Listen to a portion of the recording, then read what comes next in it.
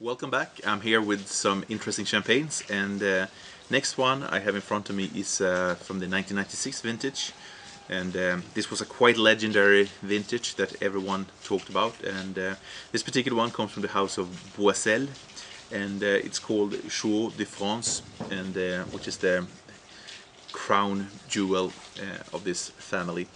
And this particular one is interesting right now because I do think it's a perfectly developed, evolved and drinkable champagne, especially for all amateurs of Pinot Noir. I think this is interesting because this one is really marked by the presence of Pinot Noir. The blend is actually 60 Pinot Noir and 40 Chardonnay, but the variety that really dominates this one now is the Pinot Noir.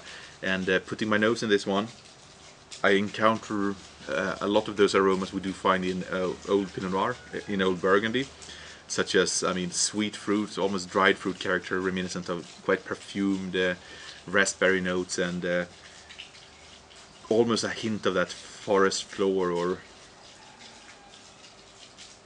some lightly smoky notes, and hints of chestnut and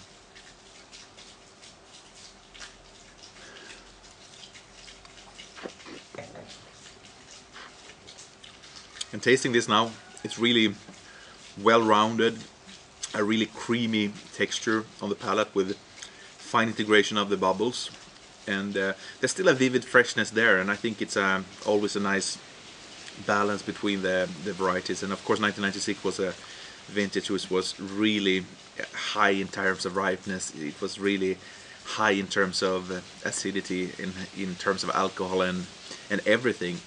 However, in my view, this is a perfectly drinkable champagne. We can still keep it, but I think it has really reached its peak.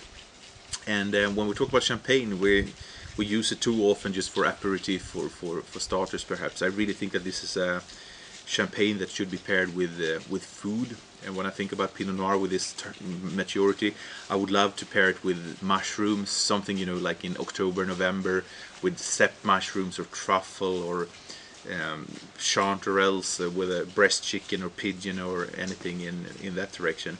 Champagne is great fun with food, so don't forget that.